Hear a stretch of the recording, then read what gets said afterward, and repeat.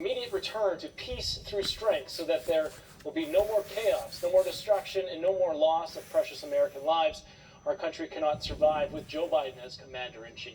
Well, let's bring in retired U.S. Army Lieutenant Colonel Tony Shaffer. Also with us, national security analyst Brigitte Gabriel. Also back with us, radio host Rich Valdez. Brigitte, what did Joe Biden think? He gave billions of dollars to Iran. What did he think they were going to do with all that money? Well, what they did with it is they funded terrorism. He didn't think they're going to do anything with it. That's the problem with the Democrats. They are so gullible, they think they can actually negotiate with Iran. Iran has one goal, and that is destroying the great Satan. Remember, Israel is the little Satan. America is the great Satan. That's their ultimate goal, and they see enough in their eyes under Joe Biden to drag America into world war, and that's exactly what they're doing. Lieutenant Colonel, I want to ask you about this. We're talking about strategy. There's going to be a response here from the U.S. From your perspective, what do you think is the best way to do that? Well, as Brigitte said, we know what the targets are, who's doing this. Even the Pentagon, John, said this last week. Sabrina Singh said from the podium at the Pentagon, Iran's hand is behind all of this. So what we have to do is cut off that hand. There's ways of doing it militarily. Blaine Holt just said, and I agree with him, there's no strategy. You have to establish a strategy. So at this point, John, the best thing we can do is start hitting what we call centers of gravity, which we know exist within these regions.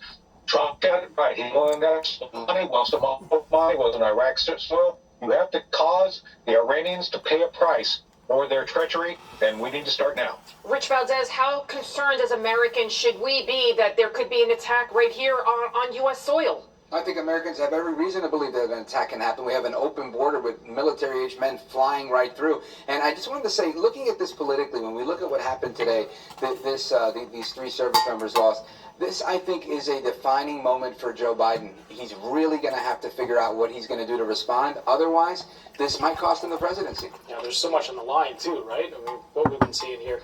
But thank you all so much for joining us. I mean, it has been a chaotic day, and I pray for the families. We pray for the fallen. Thank you so much for joining us.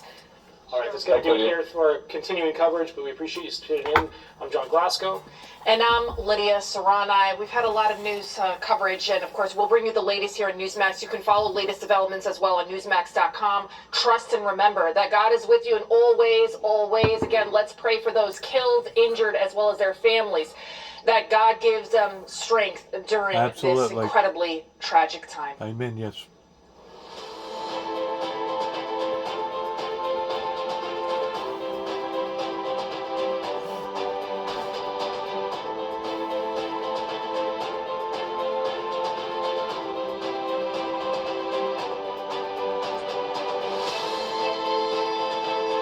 It's always good to get a different perspective on born in America, but on the news pertaining to getting it from this particular channel right here.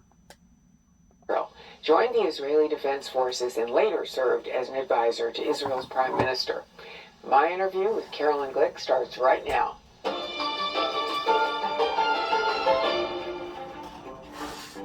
Welcome to Conversations. After serving in Israel's armed forces and becoming a foreign policy advisor to Prime Minister Benjamin Netanyahu, my guest today is probably best known as an award-winning journalist and author for more than a dozen news outlets, including the New York Times, Wall Street Journal, Jerusalem Post, the Jewish News Syndicate, and that's just for starters. I'm so happy to have her join me today. Welcome, Caroline Glick. Privilege and an honor to be with you. Thank you very much for having me on your program. Thank you. Let's get right to it. You've lived in Israel most of your adult life, and the consensus right now, in the wake of the October 7th attacks, is that Israel had a profound failure of intelligence. In your view, how did the intelligence break down? Well, I think it was a breakdown at the top rather than the bottom, because what we saw is that the more junior levels of our intelligence collection agencies had all of Hamas's plans. They watched the training, they warned, and their warnings and the training manuals and the plans were all belittled by the top leadership of the intelligence directorate, who insisted that it was all fantasy and that Hamas had been domesticated. and just dismissed everything.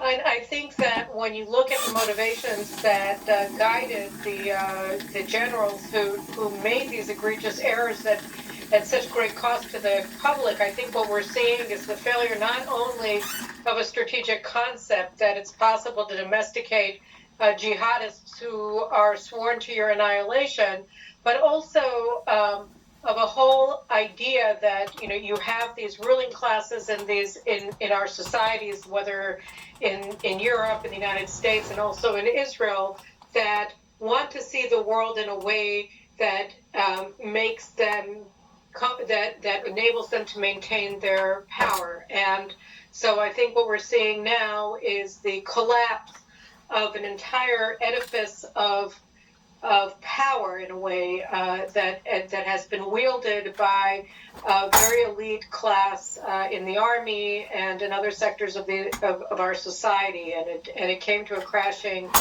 collapse on October 7th.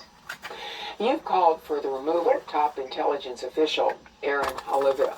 Why do you say Haliva needs to go? My article said that Aaron Haliva needs to leave now. He's a major general. He's the head of our intelligence directorate. And I said it not simply because of his errors in judgment, his egregious, horrific errors in judgment over the course of many, many months, where he was dismissing warning after warning after warning, plan after plan, detailed assessment after detailed assessment of Hamas's capabilities and intentions and actions on the ground, but also because after the collapse, after October 7th, after the slaughter, after the utter collapse of the entire strategic framework that he was operating under at such an enormous cost, he's continued on essentially implementing this framework. So Prime Minister Netanyahu said that this is a war for Israel's existence, and he's right. And Aaron Haliva, who had been quiet since October 7th, suddenly came out in the first month of November, 3 days after Netanyahu gave this speech, and said, this is not a war for Israel's existence. It's an important war, we have to fight it, but it's not a war that's going to determine whether we survive or not. And that distinction is not a rhetorical distinction. It's not one person uses a higher or a more powerful adjective in his prose than another. It's if you think that this is not an existential struggle, that Israel's survival is not at stake, then you're going to be willing to cut corners, you're going to be willing to make a deal, to fight to a draw. If you understand that this is something that we simply cannot countenance, that if Israel allows Hamas to continue to exist on our border, that we're going to collapse because all of the nations surrounding Israel, friends and allies alike, are going to stop believing that we're going to be here for the long haul, and they're going to make their moves accordingly. And therefore, this is an existential fight for Israel. We must win. If you don't think that's true, if you think that, well, we can cut corners, we can reach a deal with Hamas, we don't have to destroy it completely, we can abide by the Biden administration's demands for an early ceasefire or what have you, then you're actually standing in complete contravention of the elected leadership, and you're acting in contempt of that elected leadership, and therefore it's dangerous for you to remain in command. Did Israel get played by Hamas and its leader in Gaza, Yahya Sinwar? I think that yes. I mean, we were suckered by them, and again, it's one of those things where they do certain things on the ground. They prepare, they train for the slaughter of October 7th, the invasion and the slaughter, and we saw it in broad daylight. They didn't hide it, but at the same time, what they did was they lulled us into a sense of complacency about their intentions, because they sat out a round of missile assaults on Israel earlier this year that was carried out, or last year, sorry, that was carried out by Islamic Jihad, which is their junior organization. Both of them are Iranian controlled, but Islamic Jihad is a wholly owned consortium of the Iranian Revolutionary Guard Corps. And so Islamic Jihad was the one that was in the front of the last missile assault against Israel, and Hamas took a back seat. And that made a lot of these gullible, credulous generals who want to believe that Hamas has been tamed think, oh, here, look, we should reward Hamas for sitting this out. The fact that Islamic Jihad couldn't have shot off one missile without Hamas's assent was neither here nor there from their perspective. And they said, look, let's let in Gazans to Israel to work. We want to give them a payoff for standing down in the last conflict so that we can encourage them to moderate still further. And it was all a lie. So yes, they lulled Israel into complacency by sitting out their last missile assault and just having Islamic Jihad do it. The Israeli Defense Forces has called Hamas's Yahya Sinwar a dead man walking. When the IDF goes after top Hamas leadership, will that extend beyond Gaza? And is that going to escalate the fighting? I don't know what immediate impact it'll have on the fighting. I think that when you decapitate the leadership of any army, terrorist army or regular army, then you tend to undermine their ability to continue fighting. So it would probably have an amelioratory effect on that ground. But sure, I mean, the security organ that was tasked with this is the Mossad, and they operate worldwide. So I would assume that it includes Hamas terror masters in Qatar and Turkey and wherever else they may be on planet Earth. Let's talk about Iran. We know Iran supports so-called rebels from Iraq to Syria to Yemen. How about Hamas? What role does Iran play in emboldening Hamas? So Iran it provides 93% of Hamas's budget. Hamas and Hezbollah and Iran coordinated this entire operation together in a series of meetings in Beirut in the weeks and months that preceded. I think beginning in June or August of this year, there were a series of 5 different summits that involved Hamas, Hezbollah, and Iranian Revolutionary Guard Corps commanders in Beirut planning the entire operation. And Lebanon is controlled by Hezbollah, which is Iran's foreign legion. So Iran also controls Lebanon. And Hamas terrorists learned, for instance, how to paraglide in Lebanon. Hezbollah terrorists taught them that. So they were training for the mission that they carried out in southern Israel, in Lebanon, under the guidance of Iranian generals and Hezbollah terrorists. And also there were earlier reports a few weeks ago that actually Iranian terror masters entered into Gaza to oversee the training for the mission through the terror tunnels that moved from Egypt into Gaza. The National Security Council's John Kirby says there's no direct link between Iran and Hamas. Your thoughts about why Kirby would say that? So he said something that's been demonstrated to be incorrect. And the question is why? And I guess that the main reason is because the Biden administration's overall policy in the Middle East is to realign the American posture away from Israel and the Sunnis, because it seeks to maintain its policy, its overall policy goal of aligning Iran with the United States at the expense of the Sunnis and the Israelis. So that's the policy, it remains the policy. The legacy media in the U.S. are calling Israeli settlers vigilantes, taking matters into their own hands. When we come back, a look at what Americans are getting and not getting from U.S. media coverage of this war. Stay with us. To celebrate the new... They're hostiles. They're hostiles. And I've said this all along. There's about 67 different groups over there that you cannot distinctively determine on which one is what. And it's just a beehive of basically various terrorist groups that want to dictate and dominate over each other, but they all have basically the same concept, which is the concept of death to Jerusalem and then death to the Americans. Death to Jerusalem and then death to Americans. So don't think for a second that this hasn't been brewing now for so many different years. And I'm like the woman that talked about a while ago.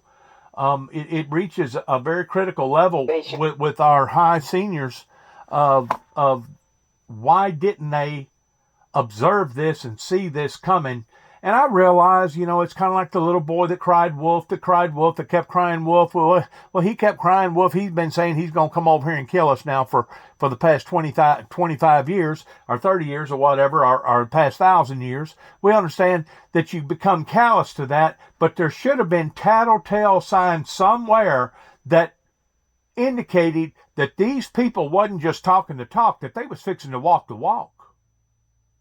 And whenever it comes to senior leadership in our military and the CIA, somebody does need to be held accountable, especially now that the war is broadening and these people are bringing that out to the American view. And you can interpret it any way you want to. Even Donald Trump said we must go back to the drawing board of strength through power, and the power doesn't come through a missile. The power doesn't come through a nuclear bomb. The power doesn't come towards dropping 3 or 4 pallets with all $100 bills in it over there towards trying to bribe your enemy. The power comes from God. That's where the power comes from. And once you lose sight of that, then you have lost sight of your mission in general. And I really hate to see the young men and women that has gotten involved in the military that's going to basically pay the heaviest price towards paying the ultimate sacrifice for all this. It is so stupid, and how that this has been boiling now for the past 30 plus years, and now it's fixing to boil over. It's just like a boil. Whenever you start boiling a pot of beans, if you know anything about cooking, most women nowadays, the younger ones, they don't know nothing about cooking other than putting something in the microwave and warming it up. But if you put something on the stove and you watch it boil, it'll start boiling and boiling and boiling. And then as it getting hotter, the table of the boil will actually rise to the point that eventually it'll start boiling plumb over the pot. That's what we're seeing. We're seeing a situation that's now boiling over. And I'm just afraid that this is just a prelude of what's to come, pretending to seeing 3 soldiers killed, 3 American soldiers. And I don't know how many. Oh, thanks so much for having me. The legacy. I don't know how many it said that it in the injured. U.S. refers to Israeli settlers as occupiers and has called them vigilantes, taking matters into their own hands, killing Palestinians. They use phrases like genocide in Gaza. How is the media painting an incomplete and incorrect picture for Western? They're all hostile. They're all hostile. That's what I'm saying. They're all hostile people. We Jews have lived in the land of Israel, including in the areas that they claim are occupied areas for the past 3,000 years. It's true that from time to time we have been expelled from our land, but we always came back, and there's always been a Jewish presence here. Most of the Jews present in the land of Israel have been in ancient cities like Hebron and Egypt and Tiberias and Shiloh and areas around the country. So the idea that this land is foreign to us is just incorrect. So I think it's both factually inaccurate. It's essentially trying to erase the historical record of the Jewish attachment to our homeland. I agree with that. Pretend it away and then invent another history which never happened of another people and claim that this land has been theirs from time immemorial. It's simply not true. And so they're really doing their viewers and their readers an incredible disservice, and they're also doing a disservice to history by just making up things that are lies. And injustice. And it's insidious and it's dangerous. Let's talk about some of the other misrepresentations. It's asinizing. For example, the reference to Israel as a colonial power who practices apartheid. Can you please set the record straight? Sure. I mean, the Zionist movement was an anti-imperialist movement. It first ousted the Ottoman Empire from the land of Israel, helping the British in World War I, and then it ousted the British Empire from the land of Israel. It was the only anti-colonialist movement in the Middle East, and the Jewish National Liberation Movement is a Zionist movement. It's a movement for Jewish national liberation and national freedom. That's what it is. And so, the idea that this could be a colonialist movement, the question is who sent us? And the answer is nobody. We came. We came because this is our home, and it was time to come home and reassert our sovereignty over our home. It's just insane. And as to apartheid, the only place where you have full civil rights and equality under the law for Arabs throughout the Middle East is in the state of Israel. It's the only liberal democracy in this entire region where one man gets one vote, and you have Arabs fully represented at all echelons of Israeli society. So it's just insidious, and it's wrong, and it's libelous. Well, the other thing we hear from the anti-Israeli crowd is that Israel's regularly breaking international law. Is there any accuracy in those kinds of statements?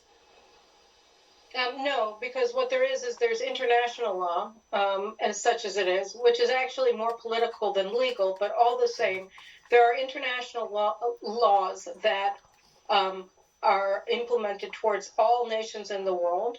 And then there's another law, an fully imaginary international law that was invented and applied only to the Jews of Israel. So they use an imaginary standard for Israel that is never applied to any other country and that has no basis in the law of nations. So this is an act of political warfare every time that you hear it.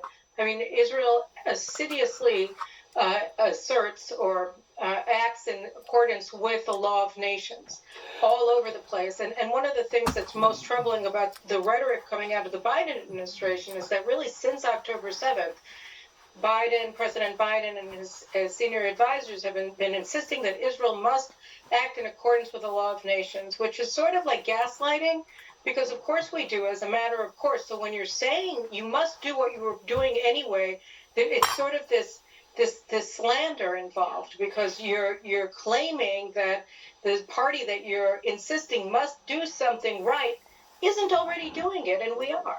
Pro-Palestinian protesters across the globe have chanted the phrase, "From the river to the sea, Palestine will be free."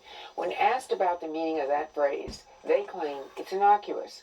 What do you take that phrase to mean? It means that they want to annihilate Israel, and that's how they take the phrase as well. That's what they mean when they say it, and they want to do Americans the same way. Is growing at some of the most elite universities in the U.S. Jewish students are now feeling very unsafe. What is the answer to that, in your opinion? There's no easy answer to it because the rot in U.S. Universities goes so deep. It's not just one university president or 3 university presidents. It's that the whole edifice of the DEI complex is inherently and structurally anti-Semitic. They choose which are the oppressed, which are the oppressors. Jews are the oppressors by definition, and therefore they have no rights. So unless you remove that entire edifice of diversity, equity, and inclusion, which is now acting sort of as this commissariat inside of universities throughout the United States, you're not going to actually be able to do anything against anti-Semitism, although President Trump did sign an executive order in December of 2019, which required universities to apply Title IX civil rights protections to Jews as well as they do to African Americans and other minority groups on campuses. And since he signed that, the Biden administration since 2021 has been working pretty hard not to apply it.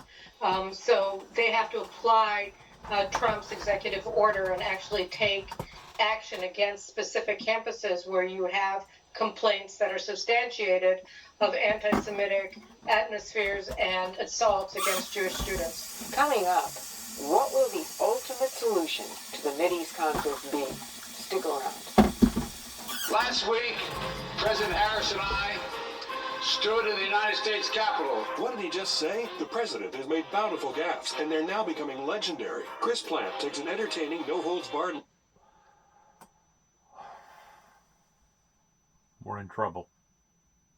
And I've known this now for quite some time.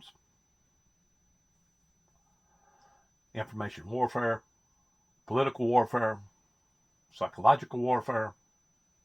We're in trouble. Hamas of that attack. You were in that helicopter with the men and women with the Texas Department. This is going to be Trump's first time back in South Carolina. Florida Governor Ron DeSantis signed Bill S. Let's go forward. Right there. Whoa, whoa, whoa, whoa, whoa, whoa. Back up. Just what's wrong with this thing? What's wrong with this thing? Say that. Let's back up. Let's get all this. Right there. It happens. Many citizens in France are saying enough is enough. Locally in Virginia, education very much came into play there. But inflation reached a 40-year high. Newsmax is there for you.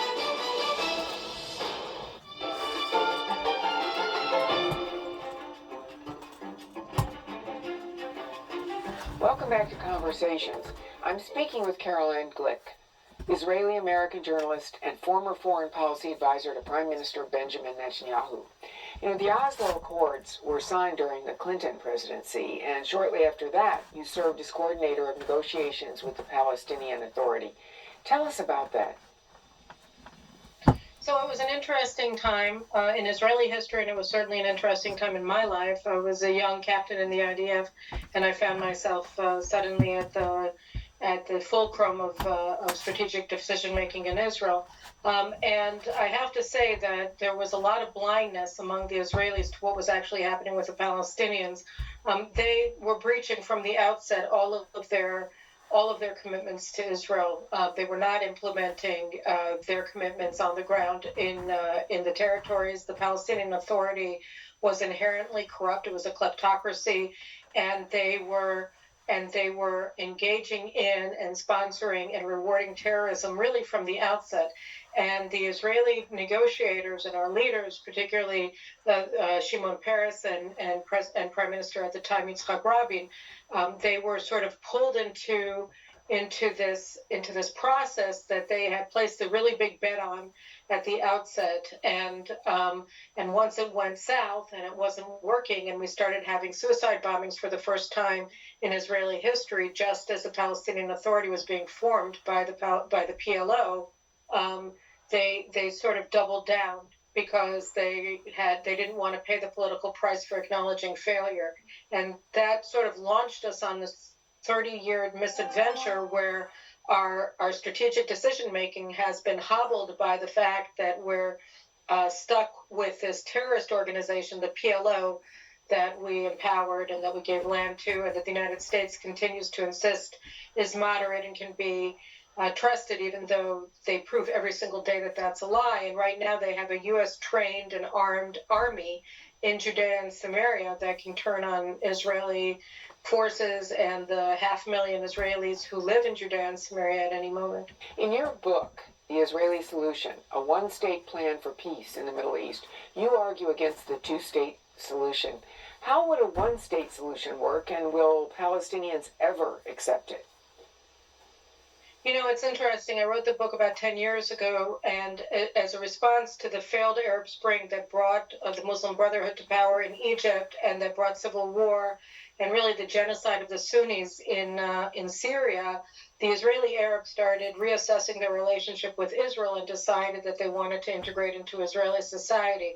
And so I was very optimistic when I wrote it that we would be able to integrate the Arabs of Judea and Samaria as well, what's otherwise known as the West Bank, into Israel as well. The problem is that over time, the irredentist, the jihadist forces within Israeli Arab society and also within Palestinian Arab society became more powerful, and that integrationist impulse that we saw around 2013 and 2014 was reduced. And so today we have a different situation. And I think that in the long term, what we probably are going to want to seek is the maintenance of autonomous self-governance among the Arabs, which they've had since 1996. They aren't under occupation, and they haven't been since the establishment of the Palestinian Authority throughout the Palestinian areas of Judea and Samaria. So you have 99% of Palestinians living under Palestinian rule. And I think that we're going to want to maintain these sort of autonomous zones, but Israel has to be the only military force operating in Judea and Samaria. We have to have full control over the international boundaries. Caroline Glick, Thank you for talking with me today. Unfortunately, that's all the time we have. And for those of you at home, thanks for watching. And I hope you'll join me for my next conversation. So long.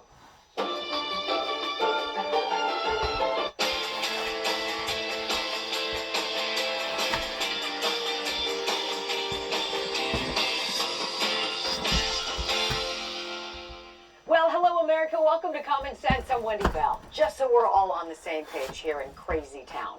The Department of Justice sued Texas, saying it's against the law for Texas lawmakers to pass laws that enforce the laws that close our border. And two supposedly conservative Supreme Court justices agreed with that, and they ruled that the Biden administration can cut the wire fencing in Texas and continue to allow all day and all night a steady stream of alien invaders to just waltz into our country like it's no big deal. People like this guy, Rafael Romero. He's an illegal immigrant charged with the stabbing death of a Texas high school cheerleader. Or this man, 37-year-old Jose Alas from El Salvador, deported 4 times and accused of killing a Colorado woman and her son in a DUI crash. His 5th. These stories are becoming so common, there's even a website now for the victims of illegal alien crime. But the Biden administration just wants that flood to continue. And the blood is on Joe Biden and Barack Obama's hands. We've got a great panel of talk radio hosts from across America today. Y'all need to listen to this. The Ari Hoffman Show on 570 AM, KVI in Seattle. Mary Walter hosts the Mary Walter Radio podcast out of New Jersey. And we've got Barack Lurie hosting the Barack Lurie Show on AM 870 in Los Angeles, California. Guys, welcome back. Hey, you know, John Roberts and all of the other ladies on the Supreme Court, Ketanji Brown Jackson, Elena Kagan, Sonia Sotomayor, Amy Coney Barrett, they ruled the Biden administration can remove the barriers, right? The fences, the buoys that dissuade all of this illegal border stuff. Why Amy Coney Barrett, though? The conservative Americans who fought like hell, Mary, to get her there are livid. Tell me what's going on. Well, if I knew that, I don't know what's going on, but this is just a stay from what I understand. It's going back to, I think, the 5th Circuit. Confusion is what's going on. And confusion is derivative from Satan because Satan is the author of confusion. Now you have people like Beto O'Rourke. Remember that guy? He is urging Biden to take over the National Guard, to federalize the Texas National Guard. So this is going to be a big deal because Texas has said no. Governor Abbott has come out and said, I am protecting the people of Texas. And so I did a little research and I found out here are the states, and they're coming fast and furious, so this may not be a complete list, states that have announced now that they're standing with Texas, and some have sent physical help. Florida, Virginia, Georgia, North and South Dakota, Tennessee, Alabama, Montana, Idaho, Utah, West Virginia, Oklahoma, Nebraska, Louisiana. What Joe Biden now has a problem on his hands, which really isn't it of his making, because I don't even think he knows this is going on. But do the Democrats want the visual of the American Army going in and taking over a state National Guard and the state fighting back? I don't know where this goes, and I think the Supreme Court unwittingly teed all of this up. Why? I have no idea. Well, I don't think they would care about a civil war. They have wars all over the world that we're funding both sides of. Why the hell not on the border, right? And I should say, of course, Barack Rogan O'Handley, a conservative lawyer and Trump ally, goes by the handle DC Drano on X. He suggests actually there could be a benefit to this ruling. He tweeted, possible silver lining. The decision could help us once Trump is back into office. Federal supremacy over immigration law means sanctuary cities, blue states, can't keep illegals when Trump starts mass deportations in 2025. This may be a long-term win for us. Like, am I grasping here, hoping Amy Coney Barrett wasn't a bust? Well, look, I mean, I think that's a fantastic point. It's exactly the point I wanted to make. To the extent that they argue that sanctuary cities are somehow okay and they are violating federal laws, then why can't Texas go ahead and say that they're doing what they need to do, protect their own citizens, their own state citizens, from this illegal invasion? And that's exactly what's happening here. Look, the concern I have about this, Wendy, is that, you know, it was bad enough that the federal government was doing nothing when it came to the invasion from the illegal immigrants. Now they are actively helping the illegal invasion. They are contributing to the cause Exactly. of the illegal invasion. Exactly. And that's the major problem I have with it. As far as Amy Coney Barrett and Roberts, for that matter, I suppose what they told themselves is somehow this is a question of federal authority and there's federal preemption. There is a technical argument to that, but at the same time, moving this back to the state court, the district court, somehow is appropriate, and therefore they'll decide it later. But look, if this is not an emergency, and it has not risen to the level of an emergency where the Supreme Court has to step in at this point, then I don't know what emergency is. Right, I was going to say, Ari, of course it's an emergency. Do you see a silver lining here? Do you think that maybe Amy Coney Barrett doing this is going to possibly benefit us down the road? What do you see where you're sitting? I think it's going to benefit us in 2024 because looking at this, you look at cities like New York, Chicago, you look at states like Illinois and New York, they are overwhelmed by this. You have people sleeping in the airport in Logan Airport and O'Hare Airport. And because of that, the average blue voter is seeing this as well. I actually think a lot of people are misreading the New Hampshire primary. I know a lot of people want to paint Nikki Haley as a globalist, and I'm on Team Trump. I'm supporting Team Trump. But the point I want to make about this is so many Democrats are looking for an option that's not Joe Biden.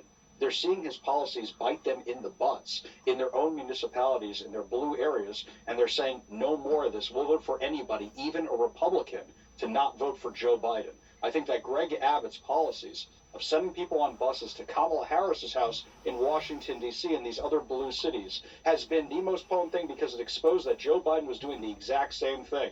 Remember when media outlets caught him flying people into Westchester County Airport in New York in the middle of the night. Joe Biden was the one who was originally doing this long before Greg Abbott, long before Ron DeSantis. I think now the entire country sees it. That's going to factor in the election. Fantastic. Yeah, I agree with you. Mary, under Health and Human Services, there's this department called the Office of Refugee Resettlement, right? A watchdog group went over ORR's books. They found it spent $20 billion already over the past 2 years, busing and housing and feeding these millions of migrants. That's a staggering $27 million every single day. It's always America last.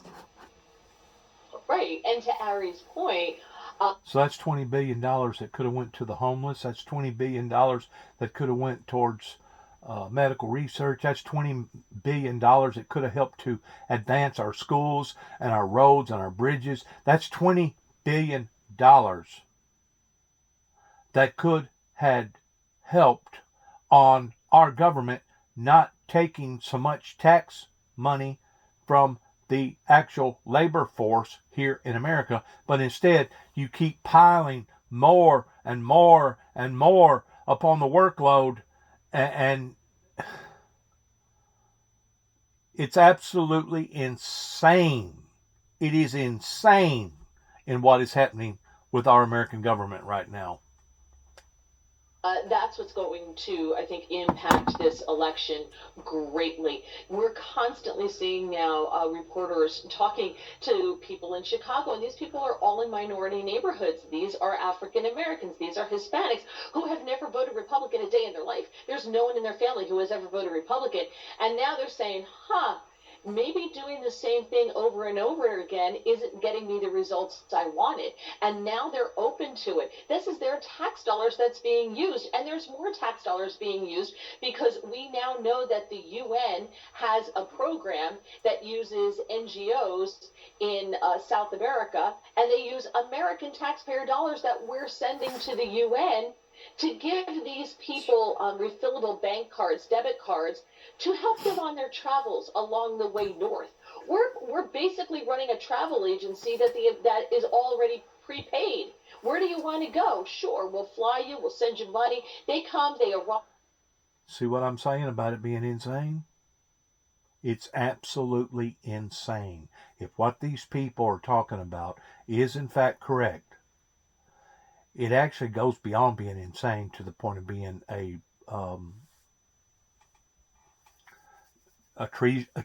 treasonable act. It's an act of betrayal against their own people here in the United States. Why would you want to do that? If what these people are talking about is true, only thing I got to say is God have mercy on them. God have mercy on their souls, those that are involved in doing stuff like this. And to think that Homeland Security was wanting to bury me, no wonder they was wanting to bury me. They didn't want they didn't want my story to get out to the general public. They didn't want my story to get out to the world pertaining to world court of what went on, not only in my personal life, but also what went on down in Mount Carmel, Waco, Texas, and also Oklahoma. They was wanting to destroy me big time. And you got to look at it from another perspective. Okay, if people was wanting to destroy Mr. Jackson, why was they wanting to destroy Mr. Jackson? Well, a lot of them don't even know why. They have not a clue why. Because they're operating on a need-to-know basis, and basically they're allowing for their emotions to over-exceed common sense. And because of it, it was the demonic spirits that was motivating these people that's out to kill, steal, and destroy the true Christianity family and the true Christianity person upon to the planet. That's the reason why that Dennis Jackson and David Jeffrey Jackson was being attacked for 3 consecutive years out here at 430 Beach Grove Road or 291 Thompson Road. A lot of them, they was just doing it for kicks and giggles, or they was doing it for a dare. Even whenever I turned in the claim pertaining to what they had done out here with the sign and the 2 rocking chairs and the peace sign on the cross, and then they went after my mailbox, and then they went after the memorial, the Purple Heart Memorial of my dad's plaque that David and I paid for towards putting up, the one that with his combat license plate on it. She replied, well, who knows why they done it? They may have done it for a dare. Mean. Anti-Semitism, because everybody around here and their brother knows that I've been preaching Jesus, Jesus, Jesus now since 1989, going out here putting stuff on underneath people's windshield wipers and going house to house and going to all these churches and stuff. They have known all along that Dennis James Jackson was not of an Antichrist type sort. So you have to ask yourself, okay, if they was out to destroy Dennis, how come? How come they was out to destroy Dennis? And like I said, psychologically, emotionally, they really don't know. They was just going up onto their own actions, just like their actions up here in the courts. Well, why wasn't they treating Dennis Jackson and David Jackson equal as they would be all these big rich farmers around here that's worth several $1 million? Why wasn't they treating the Jackson family the same? They don't know why. They really don't know why. They was just being derelict to their duties, dereliction of duties. You don't have to have a reason why any longer if you're a true born again believing Christian. Whenever you're in aisle 3 and you meet somebody and all of a sudden they start growling at you, or they start mouthing at you, or they start trying to strip off their clothes and enticing you in some sort of way, hoping that you're going to lust after them, you really don't have to have a reason no more. And that's truly, theoretically as well as spiritually, the prophecies that Jesus was talking about, that in the last days, the satanic movement here upon to the planet was going to come down in great wrath, in great power, because this satanic movement knows that its time is short. Now, they can try to cover it up. They're going to lie, and they're going to say, oh, no, we don't hate the Christians. We love the Christians. They don't love the Christians. They're lying. And the thing about it is, about them lying, they don't even realize that they're lying. That's the reason why I make the statement a lot of times that they wouldn't know the truth if they was to stumble over it. They actually would not know the truth. They're in that deep of a dark deception to the point that they don't know the difference between light and darkness as far as right and wrong. They have taken everything and turned it around to the point that right means wrong and wrong means right. That's how far we are in a state of deception here, not only in Northwest Tennessee, but in America in general. And I knew that if I didn't put out material like I'm putting out now and making it known basically on open platform, I wouldn't stand a chance, because they kept lying, they kept manipulating, they kept telling all kinds of stuff about me. I wouldn't have a chance if I didn't go out into the eyes of the public with my story and telling various people and how I feel and why I feel the way that I feel. I wouldn't have a chance if I was to do it independently, because I guarantee you in 1991, on the way to Washington, D.C. in Wheeling, West Virginia, whenever you're recording on a mini cassette tape player the very conversation that you was having with a 911 dispatcher, and you go in front of the courts, and the 911 dispatcher plays a 911 recording, but there's nothing at all indicating Mr. Jackson, the individual that's speaking to you right now, that he did not threaten nobody. We play my tape. There's nothing at all indicating that there's any type of threat. But yet now I'm ordered by the judge of doing a 45-day evaluation for this and another 45-day evaluation for that, and both of them are supposed to be done inconsecutively of one another.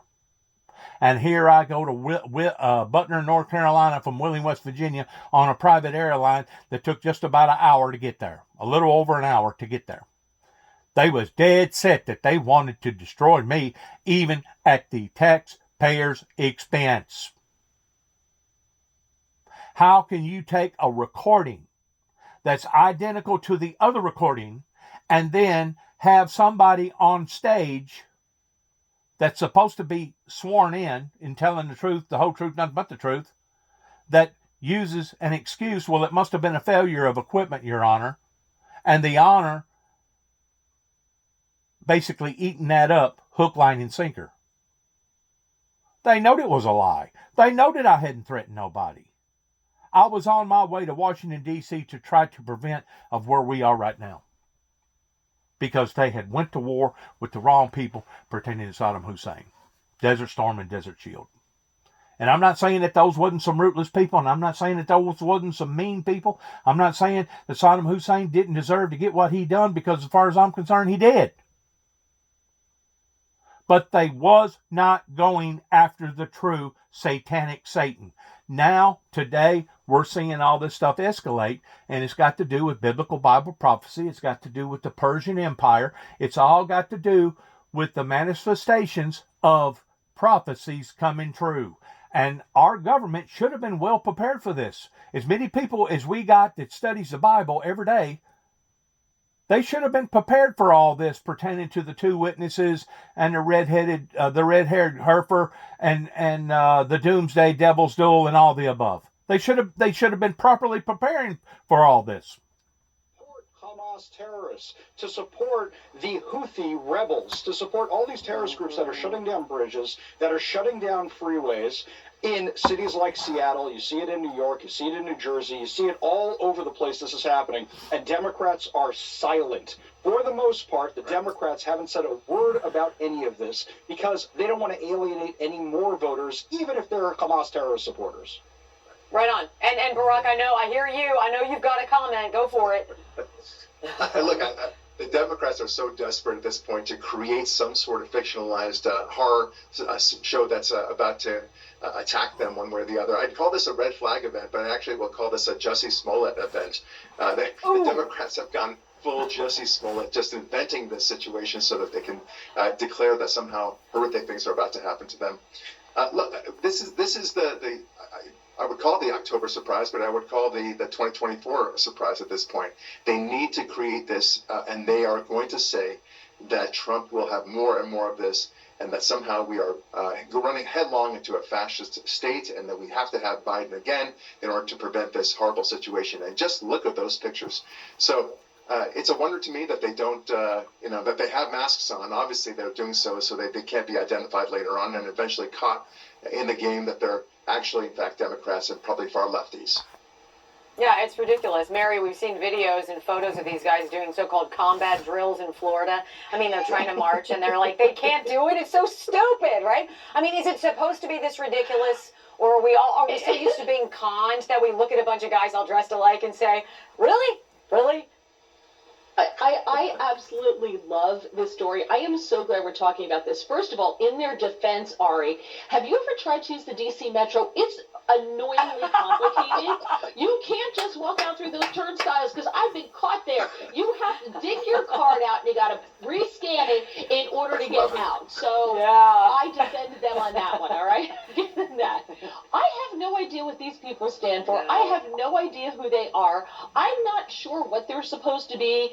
To Barack's point, America's so racist, we have to make up a racist group and have them parade around. Right? Like, America's so racist, we have to manufacture it. But the funniest thing is there are very few people who actually believe this is legit. I look at these people as like cosplay. Like, there's a convention somewhere, and these people are part of it, and they show up in their little outfits, and they're weekend warriors when mommy lets them out of the basement. It's wild. Even political cartoonists, you guys, are enjoying the Patriot Front. I want you to check out one. This is from artist SKS Cartoon. It's a donkey telling an invalid Joe Biden that he's losing in the polls, to which Joe says, send in the feds. And, of course, it's the Patriot guys, right? But here's where I'm jammed, because these guys have a front man, Ari, and he talks about things like freedom. And I'm like, yeah, I'm with that. I totally agree with freedom. But I trust nothing. It's all so dumb. No, at this point, I'm more worried about other things like Antifa making an appearance again. I mean, Yeah. right here in Seattle, just the other day, I don't know if you guys Are have the heard Proud about Boys. this yet. The city of Seattle paid out $10 million to 50 Antifa BLM rioters from 2020 in a settlement, which means each of them is walking away with 6 figures. So now it's not you get rewarded for rioting in Seattle. You get rewarded for an armed occupation of 6 blocks of the city. Nobody's talking about that. What are they talking about? These guys. That's what they should really be talking about. These guys mostly have criminal records also. So now we're paying the criminals that are terrorizing our cities, and they're worried about this false flag operation. It's totally inside out, upside down, and it's on purpose. Of all the ridiculous narratives that are meant to force us to accept something that's silly, like a paper mask is going to keep you safe from a virus, standing 6 feet from somebody is going to protect you.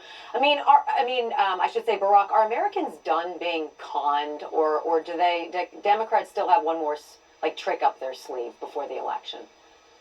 Oh, they'll have a lot more tricks than this. The Americans are done being conned. I do think that they feel like they've been fooled so many times. And I call these conversion moments. For example, when I became a conservative, I used to be a Democrat myself. I was one of many Democrats who changed to become a conservative. I'm very proud to be conservative now, and I'm full. I just want to say for the record, I'm not neither. I'm not Democrat or Republican. I think both of them has showed their you-know-what in the past 30 plus years, that one was trying to over-exceed or ride the other one as far as lying and covering up for a lie. And because of it, it has put us where we are today towards total chaos. I mean, it's reached a level of so much gross negligence that you have to start saying to yourself, well, this can not be gross negligence. This was done intentionally. This was actually manufactured intentionally to cause the chaos. Now, there's no doubt there's a certain amount of people in Northwest Tennessee that I think was ignorant of the fact towards the Windmill Ministries missions being not only sincere, but being right. But even to this day, those same people still refuses to acknowledge that. Or they do to me. They may be acknowledging it in behind closed doors somewhere. They may be discussing it and saying to one another, well, Dennis was right the whole time pertaining to Bible prophecy, and we messed up by not supporting him and not getting in behind him. I don't have nobody saying that to me. And probably won't. You know why? Because they're too prideful. And it's not that they're stupid. They're ignorant, and they basically went after the bait, hook, line, and sinker.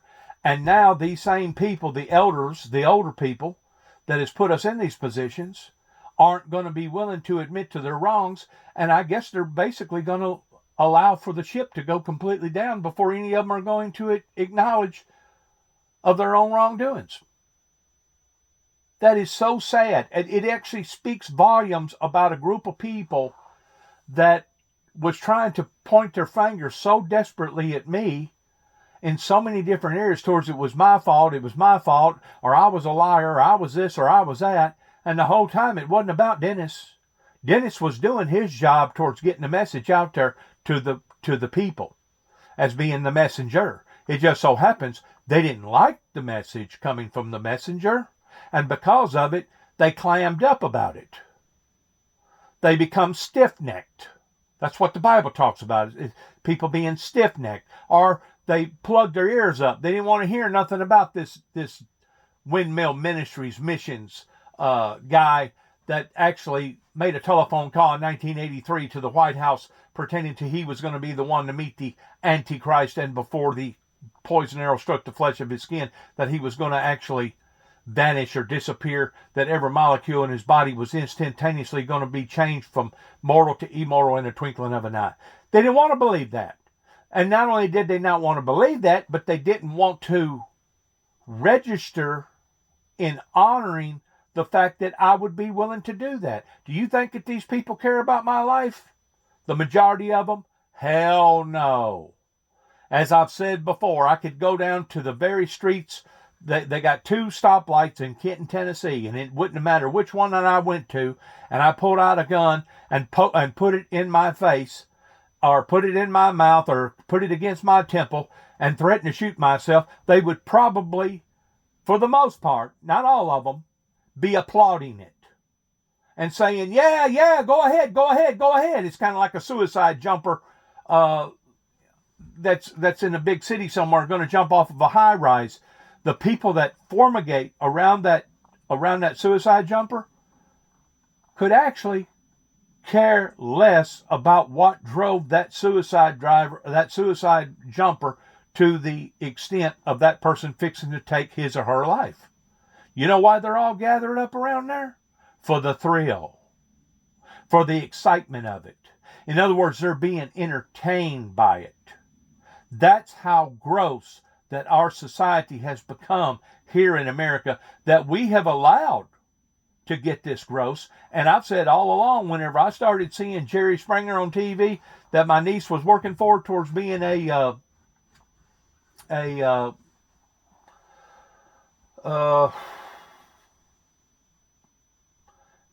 of like a costume designer or a makeup artist working for him.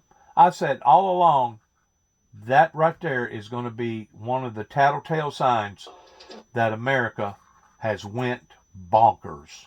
Absolutely 100% bonkers. Now, I want to hear what they got to say about this man right here, because as far as I'm concerned, he was a good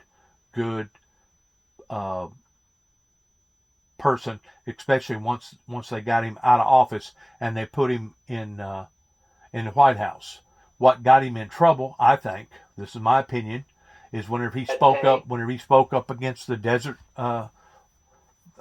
Shield War, Desert Storm and Desert Shield War. Whenever he spoke up against it, it costed him his career, to the point that Colin Powell basically disappeared and you never heard nothing else out of him.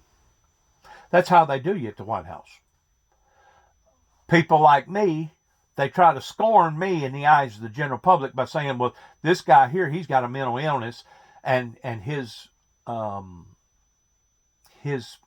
ideology pertaining to religion, or his excessiveness pertaining to being a fanatic, proves that this guy here has a loose screw, and because of it, don't listen to a word that he's got to say.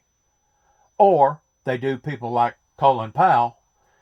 If he speaks up against the main flow, they basically just boot him out to the side and you never hear nothing else out of him. In other words, mainstream media quit displaying anything that he had to say on live network.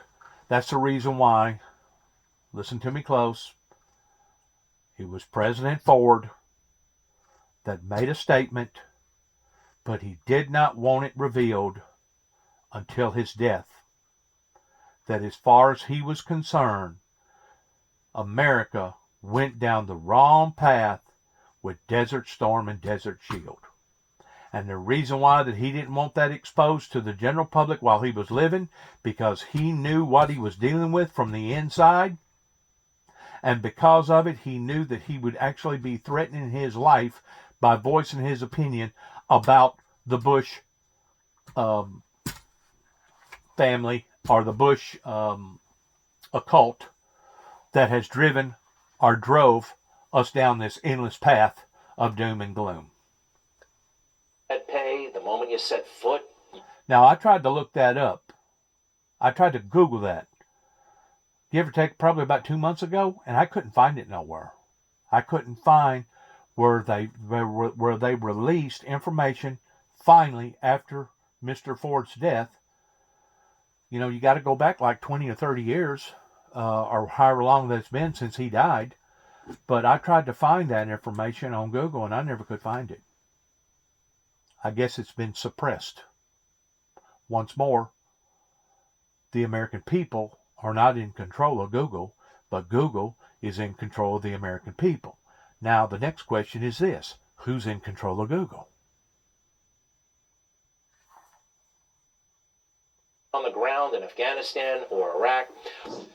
And that brings me back to Major Haley. Again, no beef with this guy whatsoever. He's in the Horn of Africa right now at a Camp Lemonnier. I've actually been there, both as a Marine and as a civilian. Lemonnier. You know, it's not a picnic. Lemonnier. But it's not exactly harsh. There it is, Camp Lemonnier, and that's fine. Look, what happens with the media and with the American people, we have a tendency to give too much credit to folks in uniform. Yeah, there's the danger of giving folks in uniform too much credit. And then you can't ask anything because, well, they served in uniform, or, you know, we can't raise any questions about this. It's too touchy. Somebody will accuse us of not supporting the troops. Those days are over. The military has become highly politicized, and we should be skeptical of everything and everyone. Okay? Who remembers General Powell, Colin Powell? There he when is. I was in college, I really liked this guy. The Yes. Cold War, right? All that stuff. And he was from New York. Yes. I felt a certain kinship with him. And then he became, well, the Secretary of State. Right. And a Republican who was famous for not supporting Republicans. And maybe the truth is going to come out right here. I don't know. Let's listen. The military gave him so much status and so much prestige, and the media fed right into it. He ultimately used it for his own purposes, for partisan purposes. I wouldn't say that. Will you endorse President Obama this race? Well, you know, I voted for him in 2008, and I plan to stick with him in 2012, and I'll be voting for he and for Vice President Joe Biden next month. Powell announced he will vote for Clinton, reportedly saying she is balanced, she has temperament, and no matter what anyone says, she has stamina. I support Joe Biden for the presidency of the United States because those values still define him, and we need to restore those values to the White House. And I don't support neither one. I've never been in the military, legally speaking, so the military can't come to me towards reprimanding me in a military type sense. That's the reason why they pulled off their guns at the White House using Secret Service, Homeland Security. To this day, all the emails, all the text messages pertaining to January 6th just up and disappeared. It was all squandered. We have no earthly idea towards what Secret Service was saying to who or what they was talking about. We just know this, that Vice President Pence was offered an opportunity of getting into the beast pertaining to the Secret Service car. And he thought it through, and he looked around, and he thought it through, and he said, you know what? I ain't getting in there. You know why he didn't get in there? The same reason why Mr. Ford didn't want his testimony given until after he was dead. He did not trust the people that he was working with and working for. That's the reason why Mr. Pence did not get in that Secret Service car. Just like Mr. Pence, the vice president of Donald Trump, all of a sudden has disappeared off of the main stage. Some say it was because of money. Some say it was because of this. Some say it was because of that. I think he finally come to his realization that who in God's name would want to go to work for a group of people that was so biased and so hypocritical, regardless of what side that you're on, that's basically got various media channels paid off. And that's the reason why today I'm doing this video with this particular media. That way you can get a different perspective of different opinions looking at different people in different ways. And people were reluctant to take him on, right? Because after all, the four-star general, some identity politics involved. I don't think we should roll that way with anyone in uniform, out of uniform. We have to be skeptical. And oh, by the way, he's most famous for justifying the war at that hideous presentation at the United Nations. I mean, how many times do we have to be disappointed by people in uniform? Mark Milley, I'm talking primarily about the generals, but you got to be skeptical of everything and everyone. The military, they didn't talk straight with us for 20 years, maybe 50 years. Remember all the reports about how well things were going in Iraq and Afghanistan, right up until we lost. I think that the development of the Afghan army is on a very good path right now. We've made tremendous strides, incredible progress in the last 20 months. The solid partnership has been the thing that has been really striking for me. Now, this is the Afghanistan war that they're talking about, to where whenever we pulled out, it costed the lives of 13 men. And number two, whenever we pulled out, it turned into total chaos to the point that you actually seen people that was jumping off of the airplanes while they was leaving on big 747s or whatever that you call them, cargo carrying airplanes. And 11 days later, the same group of people that we was training the Afghanistan people to fight against surrendered. That was nothing more than an embarrassment to the American standards of our military involvement. Once more, you cannot clean the cup from the outside in. Jesus said to clean the cup from the inside out. If you're going to reform somebody, it has to be done by and through the Holy Spirit. And it has to be done on a supernatural level in order to convert him or her, to reform him or her from being dirty of going clean. You can send them to all the AA meetings you want to send them to, and I guarantee you, unless they have hit rock bottom, unless they have figured out that they really want to change for whatever purpose, it may be for their own purpose, it may be for the purpose of their loved ones, it may be for the purpose of a grandchild or whatever. Until they reach that level that they want to change, they're not going to change. Now, you may think that you can change them. You can stuff all the, you know what, down them that you want to. You can lock them up, put them in jail. You can kick, stomp, romp, get in the floor and cry and basically throw a fit like a 2-year-old. But at the end of the day, you ain't done nothing. You've wasted time and energy. For me, all around the country. It's fair to ask if we're winning in Afghanistan. I believe the answer is yes, and several facts allow me to say that with confidence. And we've seen some great progress in some of the operations based, even at the tactical level, on the intelligence structure. They showed me the positive changes they have helped bring about, the villages they can now enter, and the Afghan police and forces they are training and trying to improve. And I'm sure a lot of that they're talking about is probably true to a certain extent, but fundamentally, going down into the heart of the matter, they didn't change nothing. They didn't change nothing. They went into it blindsided. That's the whole key pertaining to 9/11. We went into that blindsided, but there was certain people in certain positions here in America that knowed good and well who masterminded 9/11. And it was not the people that we was accusing of. There's no doubt Bin Laden sought a terrorist country to to escape to, thinking that that terrorist country was going to basically save him, rescue him. But it was bin Laden's people that turned against him once they realized that had been pulled off.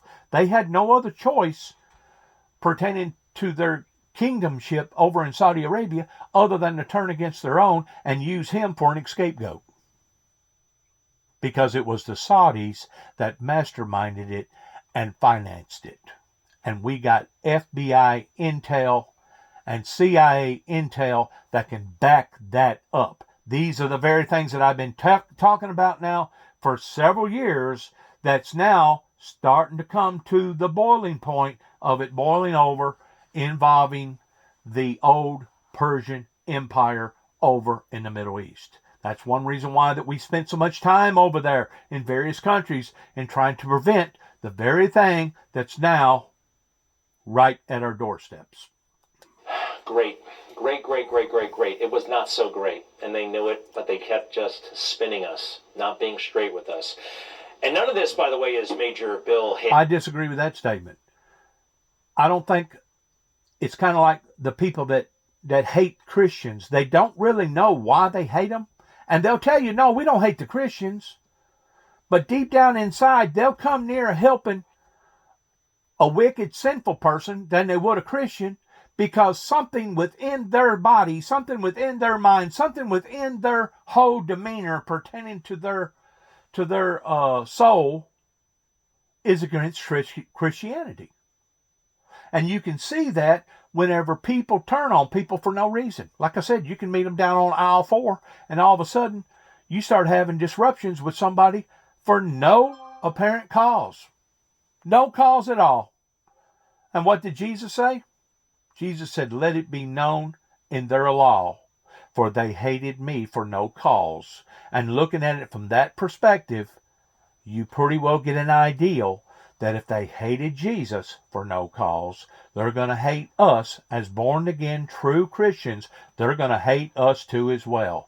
And I can validate that pertaining to me coming back here in 2014 and 3 years later, the hatred and their targeting this family and this property here on this particular area basically took out my own brother. They killed David Jeffrey Jackson, my younger brother, because David Jeffrey Jackson could not psychologically handle the things that he seen his peers and his so-called friends, and plus the courts that had turned their back on David Jeffrey Jackson, though he had never had no criminal record whatsoever, but because his brother did, they was attacking not just me, but both of us, and it led to his death. Fault, all right? No, it's not. But I think he's being exploited, and I think we're being played, and I don't like it. And I'll have more on this matter when I come back. And I don't like it either. I don't like it, and my brother didn't like it, and I still don't like it, and I won't never like it.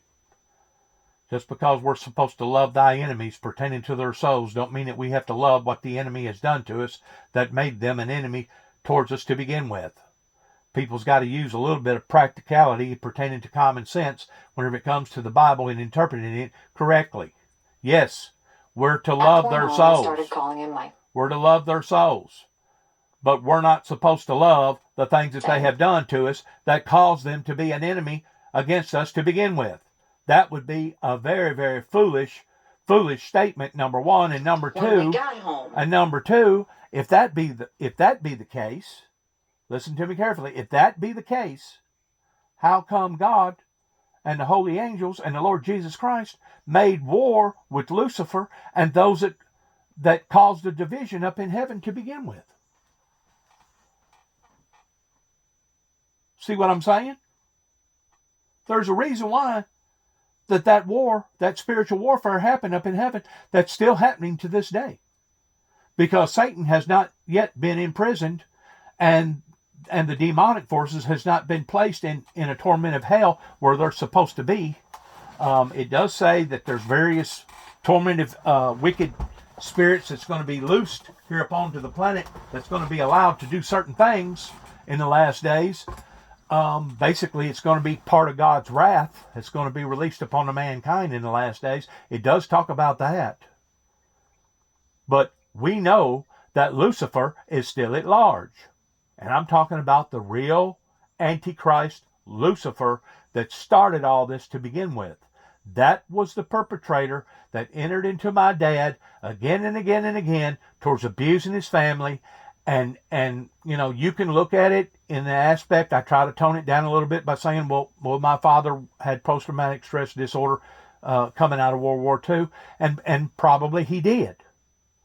He probably did have some sort of a sickness. But there was more to James Robert Jackson other than post-traumatic stress disorder. And my mother seen it, my two older brothers seen it, and I seen it, and I believe David seen it there towards the last of my dad's death, that basically my dad had become possessed. And he was full of hatred and basically become an antichrist person up until his very last day of him living. And then he was at the crossroads, and that was the determining factor of which way that he was going to go. Was on his very deathbed and basically making a deathbed confession. Because he knowed at that point in time he was not invincible, and he was fixing to meet his maker. He was fixing to meet his maker. We seen James Robert Jackson's bright blue eyes turn just as red as that right there. A bright red whenever he'd go off into a rage. And he would beat us with extension cords and throw 10, 12-pound hammers, beaters at us, or he'd pick up 2x4s, or he would do whatever to us, pick up limbs and sticks, and basically just lose his cool. So I've come to the realization of toning it down a little bit by saying, okay, my dad obviously was sick. He had post-traumatic stress disorder. So we've all come to that agreement. I think we all have. I think that my son is still in a denial even about that. But let's say, hypothetically, that all that was wrong with James Robert Jackson was post-traumatic stress disorder. All these other people that witnessed all the beatings, openly beatings, what are they going to use for an excuse? Because they witnessed a family being torn apart. I'm talking about the Bakers. I'm talking about the Willises. I'm talking about the Whites. I'm talking about the Simmonses. I'm talking about the Robinses. I'm talking about the Halls. I'm talking about the Harrises. I'm talking about the Freemans. I'm talking about all the families that knowed us, and trust me, there was several hundred of them around here that knowed us, and this was way before AI ever come into existence. What's going to be their excuse towards sitting back and watching children be abused by making innocent mistakes, by reaching over and trying to get something, and all of a sudden them spilling a glass of tea and you get beaten for it? Or you walk out of a room and you forgot to turn out the lights because Dad was being conservative with his billfold, and because of it, you got beaten for it. Or you forgot to take out the garbage or pick up the pop bottles that day and put them in the proper place. You got beaten for it. Or how about whenever you was doing homework and you misspelled the word? And because you had misspelled the word one other time before that, you got slapped plumb out of the chair to the point that the chair tipped completely over. Your whole body went over. And then he grabbed you up by the hair of the head and picked you up by the hair of the head and set you back in the chair and said, we're going to learn this word if it takes us all night in doing it. But he was doing it in rage. He was doing it in rage. My dad had already lost complete control of his emotions. He might have meant well, but look at the damage that he was causing. Because he was excelling and going way too far with his discipline tactics. And it wasn't just me. It was all of us. That people like the Robinses, people like the Morgans, people like the Davises, people like the Mackrights, and other people seen but was scared or convinced themselves, well, we've always been taught that we're supposed to mind our business and we're not supposed to intervene towards trying to correct James Robert Jackson, or we're not even going to make a telephone call to the sheriff's office and expose him to the people up there, because if we do, then the word would get out, and the next thing you know, that type of abuse would turn towards us. Watching a family get destroyed. Now keep in mind, whenever my grandfather died, the church down here in Alamo Baptist Church was so full that you couldn't seat everybody in it. And it wasn't nothing that actually my grandfather actually done, but it was what his father had done towards being a community organizer that basically turned their back on him while he was still living. And of course the 1929 Depression hit, and he had to basically struggle like everybody else, even though he was a merchant down here that put everybody on credit. But because they had turned on him, because society had turned on their own laws and behavior of their laws, now all of a sudden he was looked down upon whenever he should have been held up. Yeah, the laws did change. The laws did change pertaining to how that they done open courts and how they punish people with capital punishment. And there's no doubt there was a lot of Southern prejudicism, of hate mongering pertaining to the black people that I disagree with, that I don't support. I do not support hating people just because of their color. I don't support hating people just because they have done something to me that they deserve to be hated for, as far as their actual soul. Now, once more, just because you walked away from that person does not mean that you hate their soul, because I wouldn't wish that upon my worst enemy towards their soul being cast into a devil's hell. You don't have to like what that person has done, him or her, and until that person is willing to make amends with you towards turning and offering thy repentance, you really, by God's laws, all you have to do is still pray for that person and pray for that person's soul. You don't have to compromise. You don't have to be somebody's whipping post. You don't have to be somebody's floor mat. Still got to love their soul. Still got to pray for their soul. But that doesn't mean you have to love what that either they had done or didn't do, because sometimes it can be just as important in what they didn't do as what they did do pertaining to the circumstances in the situation. Now, if this is too much for you to handle, well, then maybe you don't need to take a part in wanting to support or listen to the founder of the Windmill Ministries. But I'm getting down where the rubber meets the road in talking about the truth, the whole truth, nothing but the truth, so help us God. There is a reason why that America has went $36 trillion in debt, and all these drugs and all this pornography and all this paraphernalia has basically inundated our great nation. And the reason why is because of the leadership has failed, beginning with the community organizers. My great-grandfather was a community organizer. They had high means of Cydonia, Tennessee and Hopin becoming something on the map. But because Martin got ahead of them, Union City got ahead of them, Dresden got ahead of them, Sharon got ahead of them, the next thing you know, everybody threw up their hands and said, well, forget that ideal. Let's close down the school. Let's close down all the grocery stores. Let's close down the gas stations.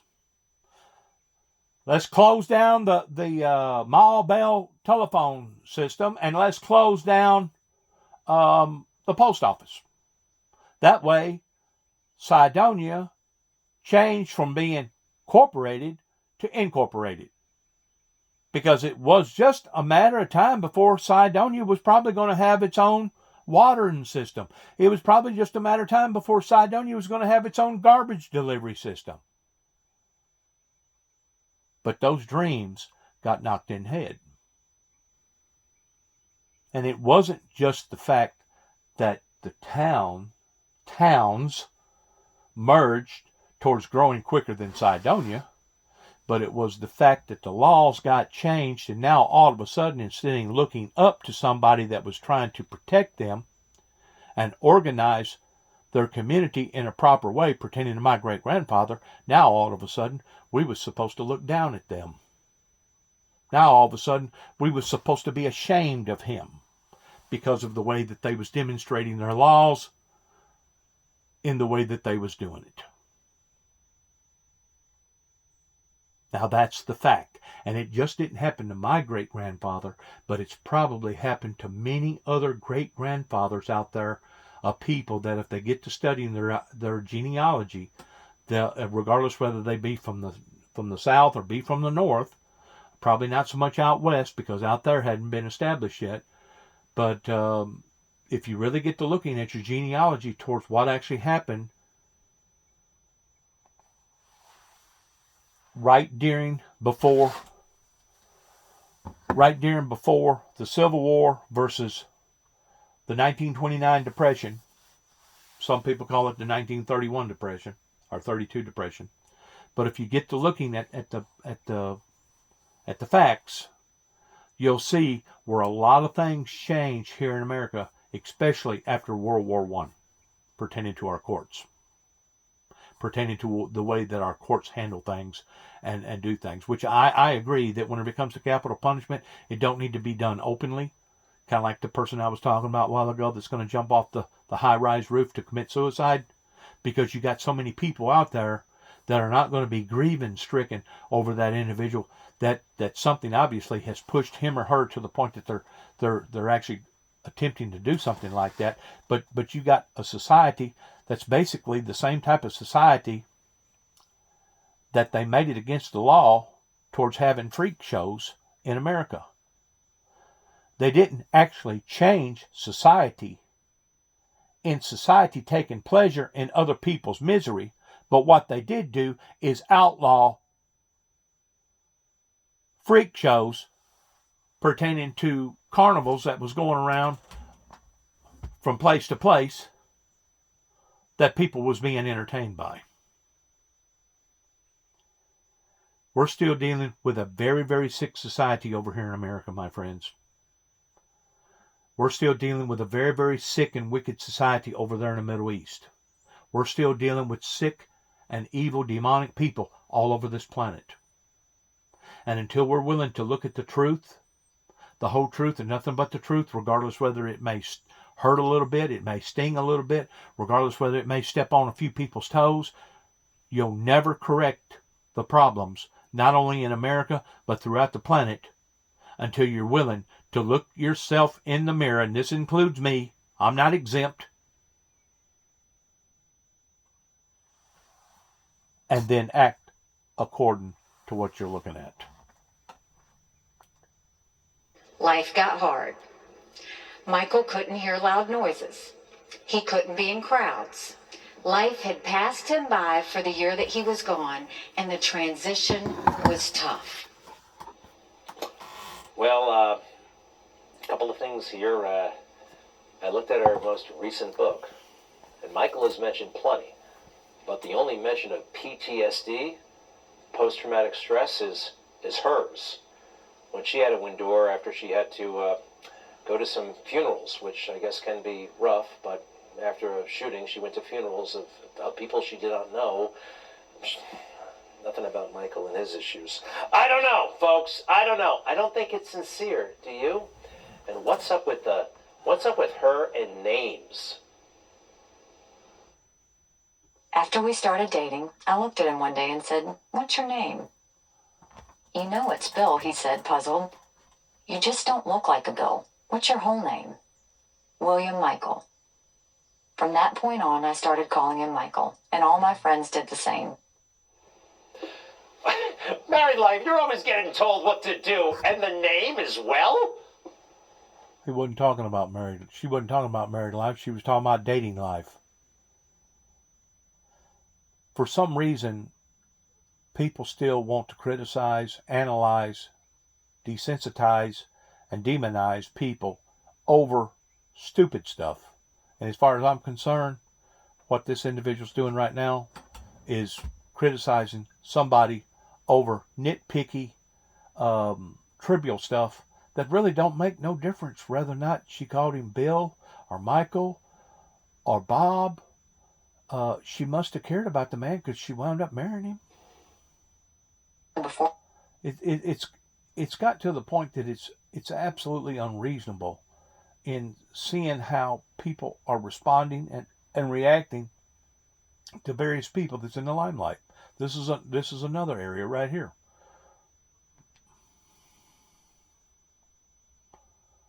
Pertaining to the ordeal going on down in Georgia. We got to turn the with people, which I get it. Whenever you're in the limelight, there are certain qualifications that you have to abide by pertaining to principles. And that's expected out of you. And once you violate those principles, you get called on the carpet for it. around. And here you want to represent Arizona, and there are people out east, powerful people out east. One thing that's mentioned in the call is they could set you up with some sort of job, put you on the payroll of some company. Now, I want to get your opinion on this. My sense is that this is very crude. I don't like it. This is ugly. Something tells me, letter of the law, it's not illegal. Like, it would have been illegal. They said, hey, we want you to go to the Senate. We're going to give you all this money, and we want you to vote this way. That is, by definition, corrupt. This is maybe slimy and unseemly and all kinds of things, but I don't think anyone's getting arrested, right? I don't know if it's illegal. Probably not. I mean, look. I think what she's talking about is somebody offering her something for something to not to do something. It's actually very tacky. The word tacky comes into my mind whenever I hear of this particular story. Tacky is somebody that's so cheap that they're not willing to go out and buy a Christmas card or a birthday card for you, and they'll take somebody else's birthday card that had somebody else's name on it, or somebody else's Christmas card that had somebody else's name on it, and they'll erase their name and put their own personal name, and then lick a stamp and put it in the mailbox and act like they actually went out and bought that Christmas card or that birthday card. Now that is tacky. There's lots of tacky people that use tacky tactics. That basically that was what was going on here at 291 and 430 Beech Grove Road, Sharon, Tennessee, zip code 38255. They wasn't actually doing anything what you would call illegal, but they was going above the boundaries towards being respectful, especially neighborly respectful, in attacking us again and again and again. But now looking at it from a professional perspective, the courts up there in Dresden, Tennessee, is bounded by law of protecting all their citizens. All. Regardless whether they like us or not. And because David knowed of our background, going all the way back into our great-grandfather's adventures, plus his father's father, that actually took on a bullet during the Civil War down here at the Alamo, or not the Alamo, but down here at Shiloh, we had such of a deep rooting pertaining to our seeds here. David just could not accept the fact of why everybody and their brother was turning on him just to be able to get to me. And we had several discussions about this. Several. And all them people that was involved in that, either directly or indirectly, has yet to utter a word to me personally. Now, they may be talking about it in behind four walls somewhere with their own little buddies or whatever, with their own friends or whatever. But as far as them coming to me and saying, Dennis, what was going on out here was wrong, and we apologize for it, speaks volumes about the type of people that I was dealing with whenever I come back to Northwest Tennessee in 2014. And this includes Mike Wilson. This includes Tommy Thomas. This includes all the other ones that was engaged in law enforcement, regardless whether it was Martin, Dresden, Sharon, Greenfield, Kenton, Tennessee, or wherever. It includes all of them. And one day they'll stand to give an account for it. They want us as citizens to give an account whenever we do wrong or whenever we don't do the right thing. But yet now, whenever they do wrong or they don't do the right thing, they get away with it scot-free. They think. I promise you, these people that caused my brother's death prematurely will not get away with it. Look, we're not even living in a system. We're living in a post-justice America right now. I mean, look at Bob Menendez. He's got gold bars sewn into his jacket. And they're sitting there acting like that's fine and dandy. We've got Hunter Biden selling his finger paints for $500,000. What's legal and what's not illegal? I don't think anything's going to happen with this, but I think it's important to show how disturbing this is, how politicians are controlled. They wanted me to step away from politics. I believe it's because I bring people to the ballot box that will also help President Trump, and they don't want President Trump. They're afraid of him. He's going to tear down this corrupt, disgusting system. I'm going to be in Washington, D.C. alongside him working in the Senate, and we are going to restore our government and give it back to we the people as our founding fathers envisioned. Beautiful. Kari Lake. Go to KariLake.com, and good luck, and be careful. Thank you.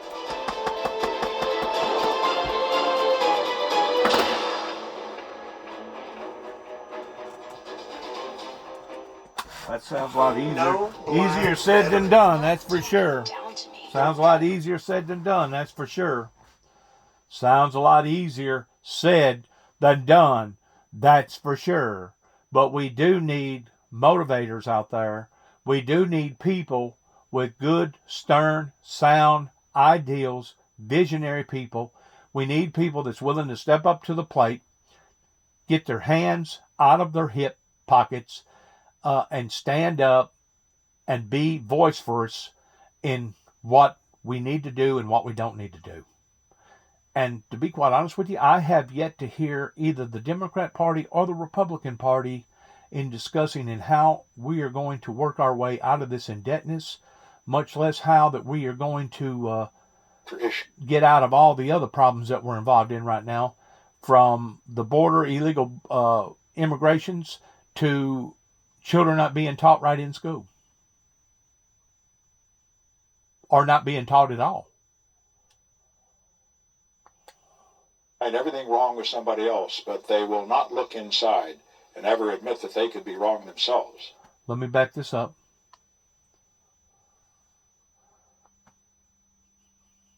Call a tax doctor now for a... Now, I haven't heard none of this that they're talking about right here. Not none of it.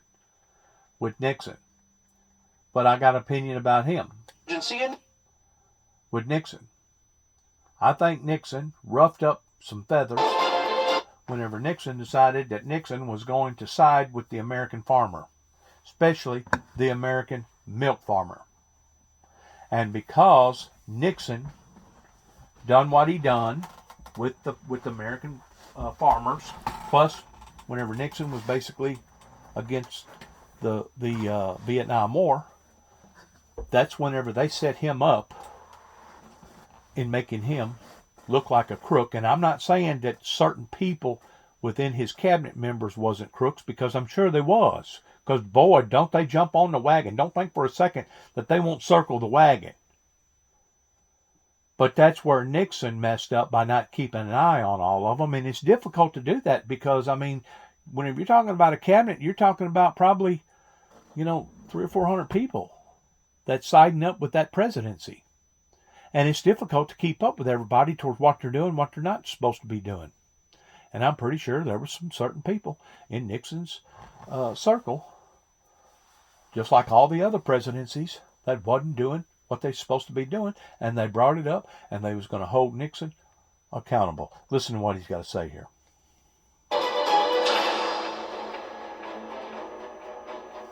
You know, we have a very toxic media culture. We have for a long time. And keep in mind, Nixon come after JFK's assassination. Richard M. Nixon, one of my favorite presidents, and he saw the political talent inside Trump at a very early stage. He had the number of the mainstream media. He did not like the way they operated. Take a look at this. Neither nor do I. When we think of the media in this country, the problem is that they have a sense of self-righteousness, a double standard on issue after issue after issue. Right. They can find everything wrong with somebody else, right, but they will not look inside and ever admit that they could be wrong themselves. And what was involved here in the Watergate thing was the unfairness of it. Oh, there was a legitimate thing to investigate, but they refused to balance it.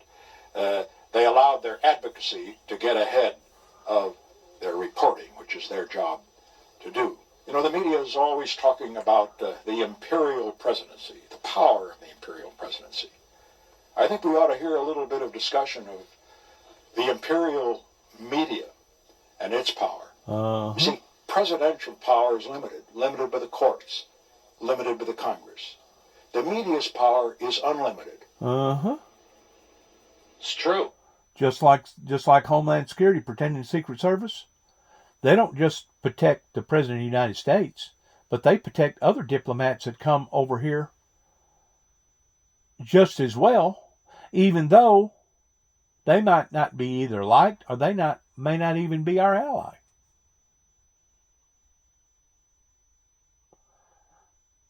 We have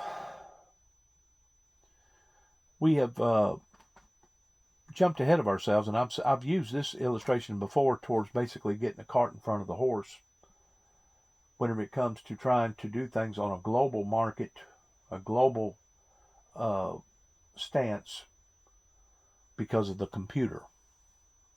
That's the reason why so many of these retail stores basically cut our own throats and go into other parts of the country and buying stuff from these sweatshops that they could get a whole lot cheaper by putting on the shelf, cheaper than we could actually build it, manufacture it, and put it on display for us to buy as American products.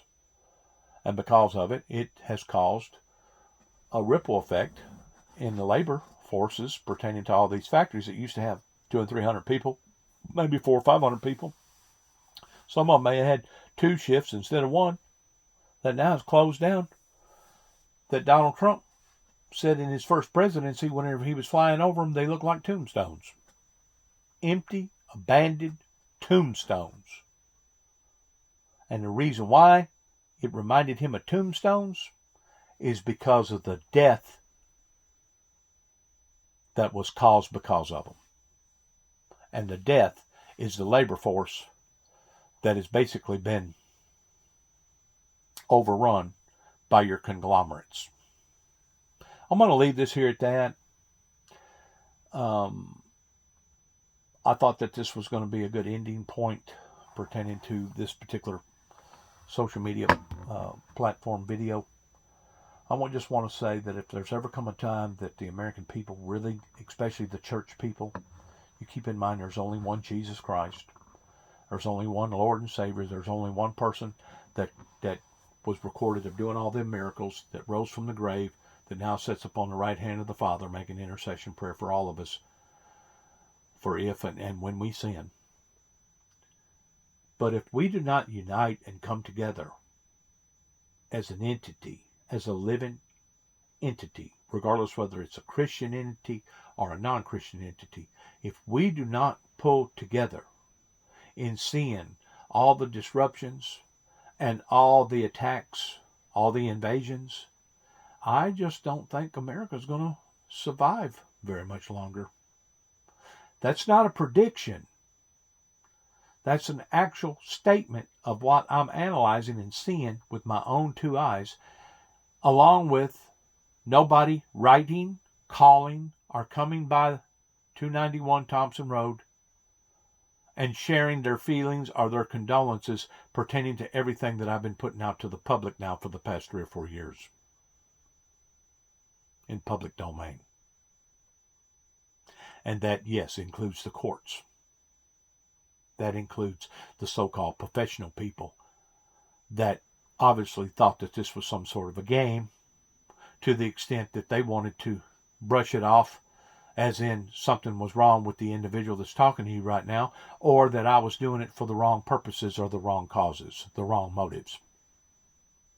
I got accused of basically being a celebrity hound, that I was doing this for celebrity purposes. I don't know of nobody that is willing to go through the hell of being dehumanized by being demonized the way that the founder of the Windmill Ministries has been demonized for the past 30 plus years, that I know a lot of these people around here are not in the blind, and I know they know what I'm talking about. I know they do. But rather than come clean and admit to the truth, they rather be entertained by it. So in actuality, they have no one to blame but themselves, no matter what befalls upon to them, be it as it may, good or bad. They have no one to blame other than themselves. And I think I stand on the right side of history whenever I say that if they truly wanted peace, a true peace and utopia, they would have stood with and in behind the Windmill Ministries, just as Jesus Christ said that them that are for me cannot be against me. Well, if the people that I'm talking about was for me, where are they? I don't see them. I don't hear them. I'm not getting no letters or telephone calls from none of them. I'm not getting no email from any of them. See what I'm saying? For those who are for me, Jesus said, cannot, no middle ground, no gray area, cannot be against me. That's the reason why that he chastised one of his disciples that wanted to pray fire down upon somebody's head because they didn't know this individual. Even though this individual was preaching and teaching in the name of the Lord Jesus Christ, they wanted basically to kill him. They wanted fire to come down upon this person's head. And Jesus said, you know it not what spirit you're of. And he used the illustration by saying, those who are for me cannot be against me. And I promise you, you can analyze all my material, regardless whether it's paper form, cassette form, VHS form, DVD form, and now artificial intelligence form, pretending social media form. You can analyze all my material and you will never see me idolize Lucifer or stand up for the principles of the demonic kingdom.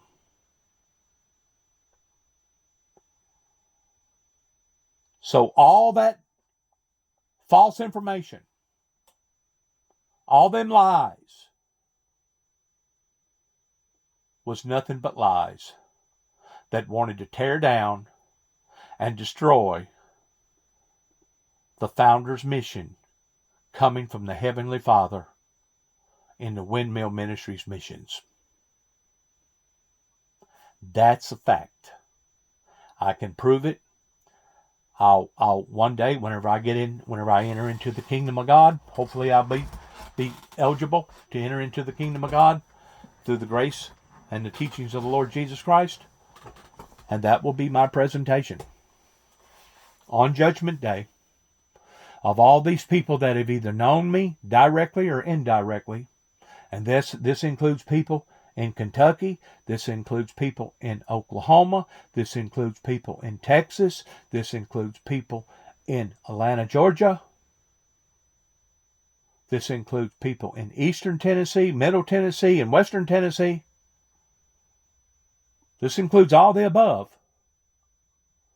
That this will be my presentation to my case.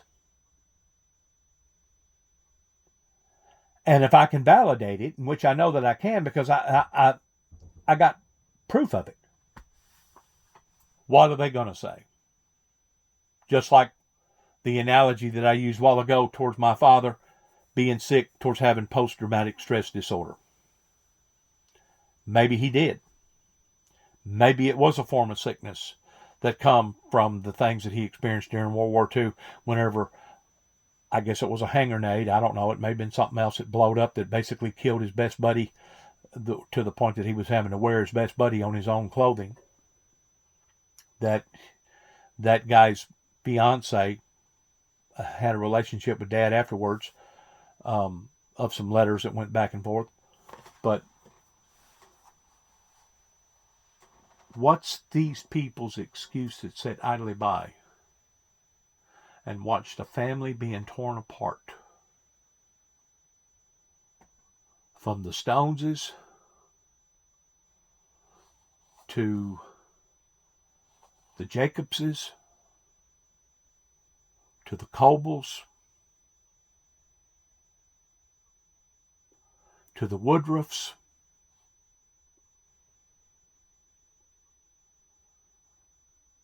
to the Staggses and all the above. What's going to be their excuse?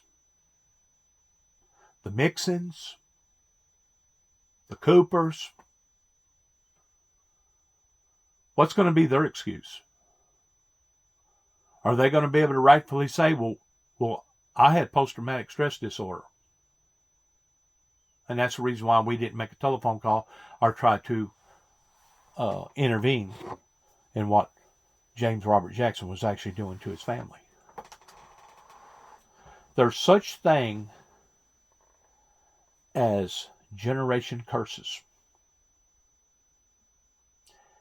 And I didn't know what I was dealing with until I come back to Tennessee in 2014. And one of the first things I'd done, I wanted to go to the courthouses. I went to the Weakley County Courthouse first and spent about a day. I went to the other courthouse and spent about a day and recorded all kinds of material pertaining to my ancestors. And the things that I thought that I knew was even enlightened. Go to the Minuteman book and it would tell you your ancestry and what that they was involved in, what kind of property that they had, who sold it, who bought it, etc. All that stuff's recorded. And it wasn't until then, until I started putting all the dots together and understanding, yep, that's what happened. It was a generation curse that had fallen upon the James Robert Jackson's family of a whole settlement, a whole community that was willing to destroy themselves just to watch his family be destroyed over prior incidences that happened with the genealogy going back 2, 3, 4, 5 generations before. Now, I know there's going to be a lot of people that's going to disagree with that. And if they do, that's fine too. But I'm telling you, I went through a long study in looking at my genealogy along with my son. My son actually got some sort of a group pertaining to genealogy, and they come up with stuff that I didn't even know. And of course, Maxie, my cousin's still living. Jerry Wayne Madison and his sister, Donna Dale, they don't want to have nothing to do with me, though they did send me some pictures that I appreciate of Grandpa and Great-Grandpa pertaining to etc. But I'm sure that they would have some knowledge to be able to help advance my story regarding my genealogy. But if they refuse to want to talk to me, there ain't nothing I can do. It's kind of like leading a horse to the water trough. You can't make them drink, can you? Even though they got hundreds of millions of dollars down there in Plano, Texas. And even though I've been up here sacrificing the whole time for the past 10 years since I've moved back here, I mean, I've recently had an operation on my left ankle. That you don't think that that's brought a lot of psychological memories of whenever I was 19 years old and I fell off the A.O. Smith building, which was basically 37 feet, that broke both legs, crushed both ankles, crushed 3 vertebrae in the lower part of my back, ruptured 2 discs, and broke both arms. You don't think that that's put a lot of stress on me just within the past week because of this operation?